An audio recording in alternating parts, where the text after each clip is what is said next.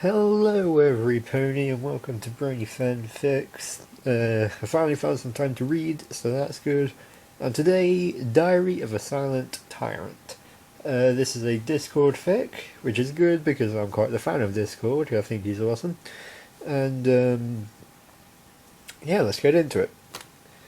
Diary of a Silent Tyrant by xjuggernaughtx.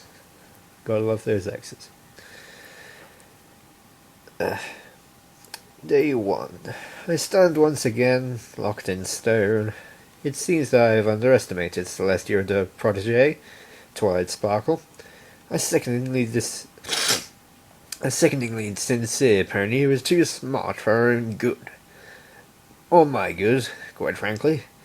It has been decided that I should be placed in Ponyville's newly constructed Festival Plaza, as a monument of sorts. Excuse me. While I fully agree that a statue of my image is a grand idea, I would prefer to be a little more removed from the situation. I simply cannot wait to unwillingly experience all of the excitement of these ponies going to mark into having lunch. While I can feel my pulse quicken at the thought of each banal activity these milquetoast ponies engage in. Or I could, if I weren't imprisoned in stone, with little else in the way of entertainment, I'd come to the conclusion that a catalogue of my thoughts and experiences is in order. Well, perhaps not, but what else is there to do? Day 2. It is remarkable what you see in Ponyville. Remarkably boring, that is.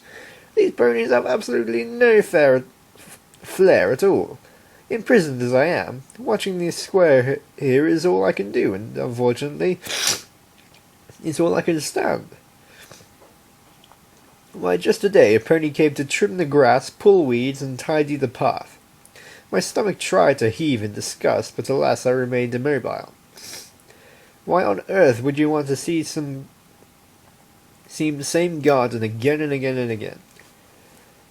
All of this work and effort to maintain something that loses aesthetic value each time it is observed. Day 3. It occurs to me that my current condition may be my own fault. Upon reflection, I can see where I went wrong. Planning. I need far less of it. Twilight Sparkle only overcame my plan because I had a plan. Before the usurper Celestia interfered, Equestria was a wonderland of chaos, and each day was brand new. The possibilities were endless, and I painted reality with light strokes, changing as needed. I reacted as each new situation arose. Now, what would have happened if I had been a planner? Where is the fun in that? The spontaneity would be lost and the artist's chisel dulled. My mistake was brooding as I sat imprisoned. Planning what I would do if I escaped. Planning. The very word turns to ash in my mouth. Never again. I ruled for 1,000 years with nary a plan in my head. A well-thought-out scheme caused me to fall in a single day. Chaos needs no plan. Forget it. What is the point of keeping track of days? Wait, that is a twisted pony behavior. God, these ponies and their lives. Today they set up a farmer's market, not 10 feet from me. Applejack erected a booth and stacked apples. What a shock. In a pleasing display arranged in a spectrum order. This is insufferable behavior. One has to wonder how many times he has done this, and how many times these ponies have walked by and exclaimed in delight. Yet tomorrow there will be no talk perfectly arranged apples. No, once again they will all be remembering the time of their lives when I turned Ponyville inside and upside down. Please tell me, citizens of Ponyville, if my rule was so terrible, why do you speak of it with such fervour? Why am I the talk of the town day in and day out? Admit it, ponies, you love that chaos. Your drab lives are a lie. One thing was made abundantly clear by my last brief period of rule. Every situation can be improved by buffalo stuffed into ballerina costumes and made to bourrée hither and yon. That is what is known as comedy gold. Oh, happy day! After straining mightily, mightily, I have caused a passerby's back to rip. Given the rather large amount of time on my hands, I felt some experimentation was in order. So I gathered my will and tried my hardest to twist something interesting out of reality. Twisting is the key, of course. This reality touches so many others. One merely has to turn and twist a little with sorry, I've got a cold. And voila, a swap occurs. Did I snap that strap? Who knows? It would be quite a coincidence if that saddlebag just happened to break at the exact same time. Finally, something else to occupy my mind besides this diary. Is this a diary? Really? Why, I can't even remember what else I've put into it. If there is one pony here that has some potential, it's Pinkie Pie. Today was the re-inauguration party of Mayor Mare, who curiously ran unopposed. Again. It seems that might raise some suspicions for these clever ponies, but why shake things up, eh? Life is so much better than when every day is like the one before. Yak. Anyway, through a series of deliciously unlikely events, Pinkie managed to sprout a unicorn horn. Each thought that fitted through her mind was brought to life in the most tantalizing fashion. You would not believe the fun one can have observing a fountain that erupts into pastries or streams of streamers flowing into the town in a multicolored tsunami. By the time the Twilight and the rest of the Mard bunch had found a solution, Pinkie had replicated the mayor 20 times. They were all arguing who was voted into the office. Shrunk town hall to a dollhouse size, and somehow gotten the lower half of her body wedged into a tuba. Very every day could be so grand. I think that's a reference to another fanfiction, I'm not sure. I know there is a fanfiction where Pinkie grows a unicorn horn, but anyway. Celestia visited today and had the cheek to give a very long and very boring speech on civic responsibility to the good citizens of Ponyville. And where do you think she performed her little monologue? Yes, right here in front of me, knowing I could do nothing but listen. Oh, Celestia, how I wish to wring your wretched neck. Predictably, she trots out everyone's favourite 6 ponies and waxes poetic about their latest accomplishment to the drooling masses. Oh, hooray for Twilight Sparkle, hooray for Rarity. They managed to fix the air and jet stream that prevented the birds from migrating south, as though the birds couldn't go west for once. Have the birds even been west? Perhaps they should be encouraged to expand their horizons a little, No, of course not. As always, the answer is apparently to get everything back to normal and then have a party. One is like every other party. Did these parties ever do anything else? Oh ho ho! Something interesting today. Everyone's favourite brown nose, Twilight Sparkle, dipped her little hoof into a puddle of entropy. She was delightfully panicking about some idiotic thing that eventually enchanted the town with a doll. Battle ensued, and for a while at least, the monotony of every day was replaced with adventure. In a conclusion so shocking that no one saw it coming, in flies Celestia to save the day. Why doesn't she just relocate to the capital? She never seems to leave. I was hopeful that she would smite Twilight Sparkle, but alas, she still walks this earth. Has there ever been a more despicable pony to walk the face of Equestria than Twilight Sparkle? Checklists, organised races, planning, all that potential wasted a pony so tightly wound that probably has to triple check with the correct governmental bodies that laughing isn't against the city ordinance every time someone cracks a joke. Oh yes, Twilight Sparkle. I'd love to write to the princess for you. Dear Princess Celestia, today I learned that some ponies are blessed with majesty, grace and intelligence. Too bad you aren't one of them. It must be hard going through life I think I'm supposed to be in that brained bore, but through the power of friendship we can overcome. Do us all a favour, drop that goody-goody. I'm so caring and proper routine. Leaving 6 young ponies to do all your dirty work.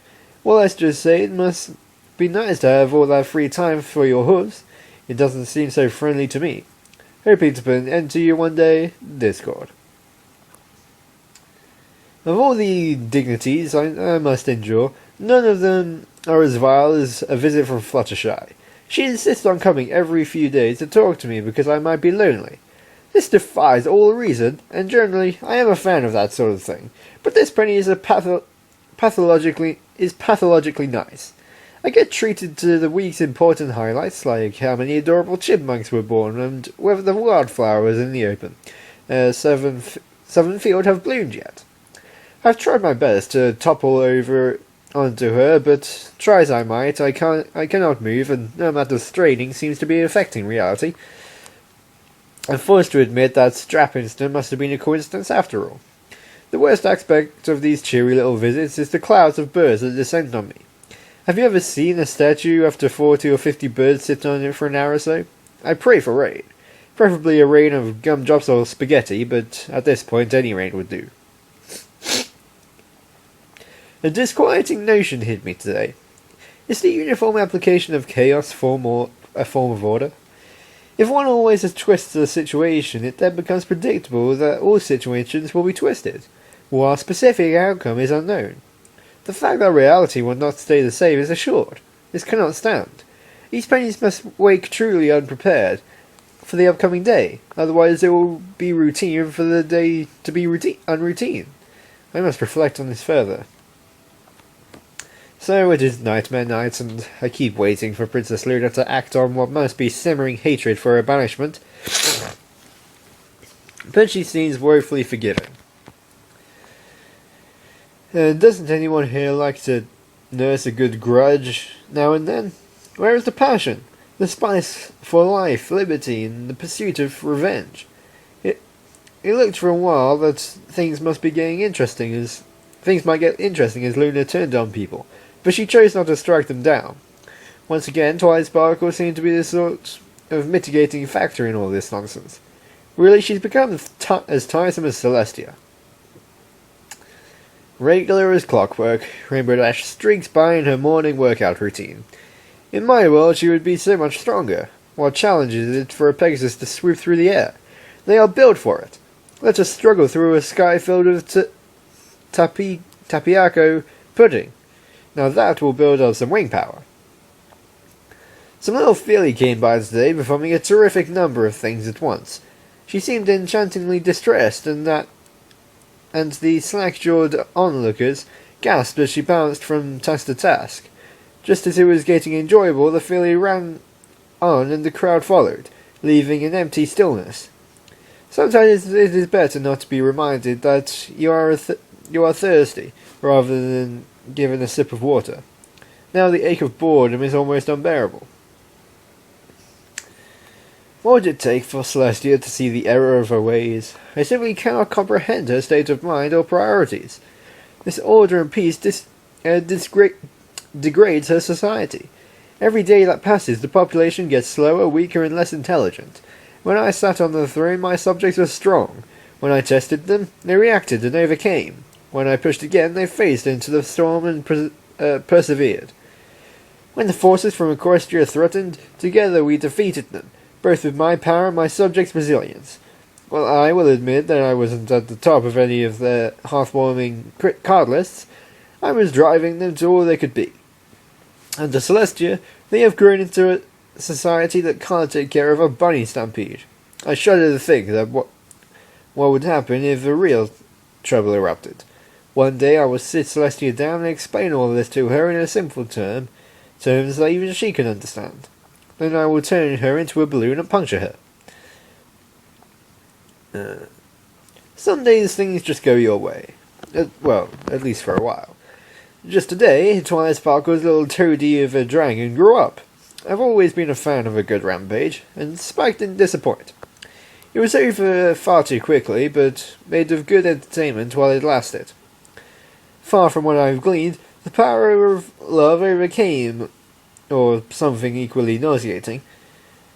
What more can you expect from these coddled wimps? Off in the distance, I can see Rainbow Dash and some other Pegasus destroying Town Hall. There must be an interesting story there, but alas, I'm too far from the action. Still, a day in which Ponyville is at least partially destroyed is a good day. 3 young fillies came by today, screaming their heads off about the possibility of their cutie marks being in topiary. They managed to destroy most of the bushes and trees around me before someone came by and put a stop to it. Ah, the sweet smell of random destruction. Cutie marks? How do they even come up with this stuff without hating themselves? I can barely think of it without needing to take a broken glass and a closed pin shower. Rarity held a seminar in my plaza today. A sewing seminar. For the love of chaos, a sewing seminar! Could anyone be more dyspeptic than 30 or so ponies quietly doing needlework, with one overly coffeed unicorn going on and on about stitch counts or hoops or whatever it is that she does?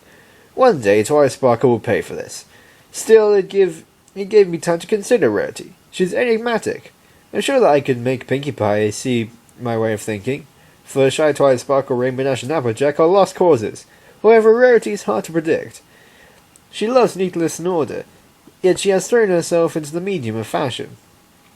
Perhaps the most chaotically changing of all arts.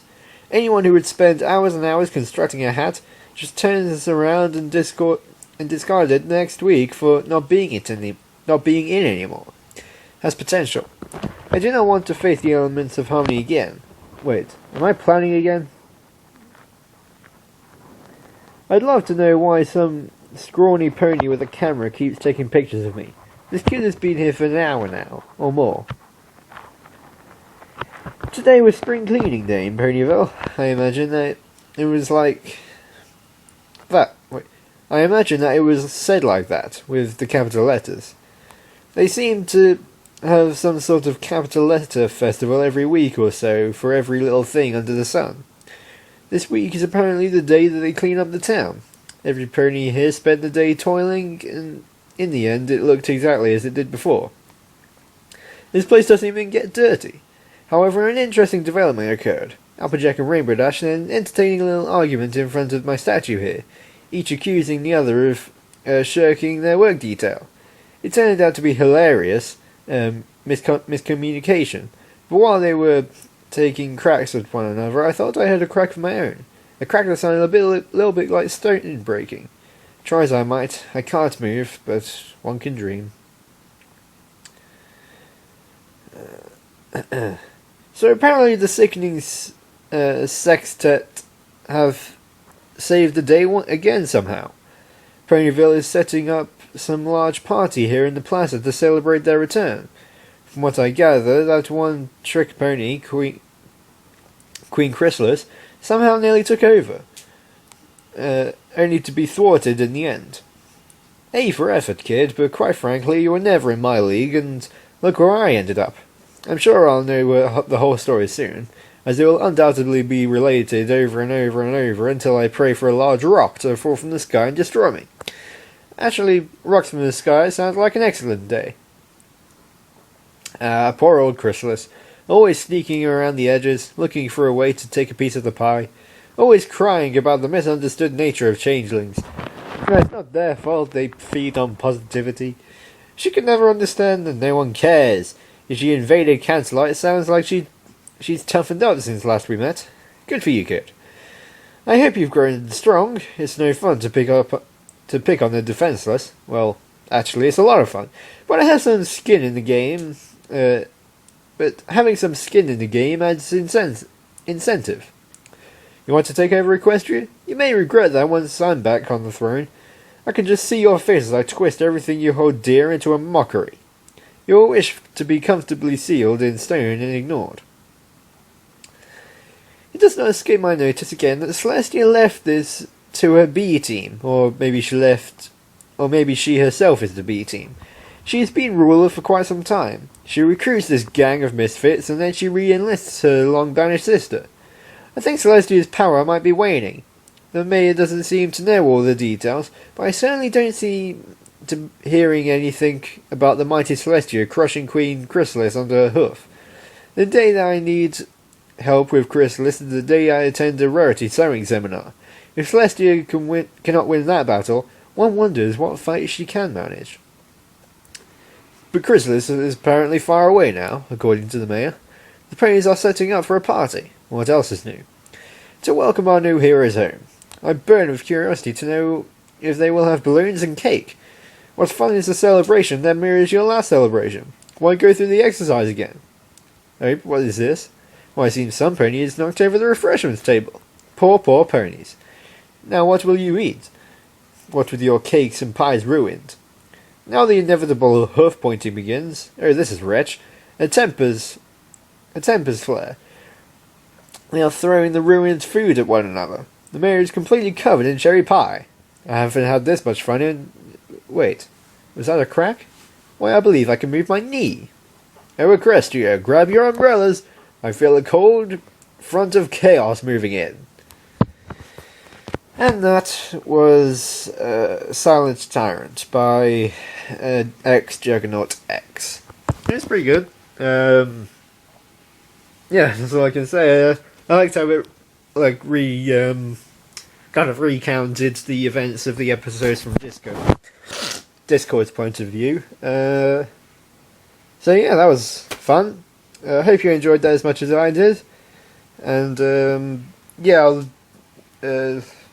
yeah. Thank you for listening. Keep on spreading the magic of friendship, and I'll see you next time.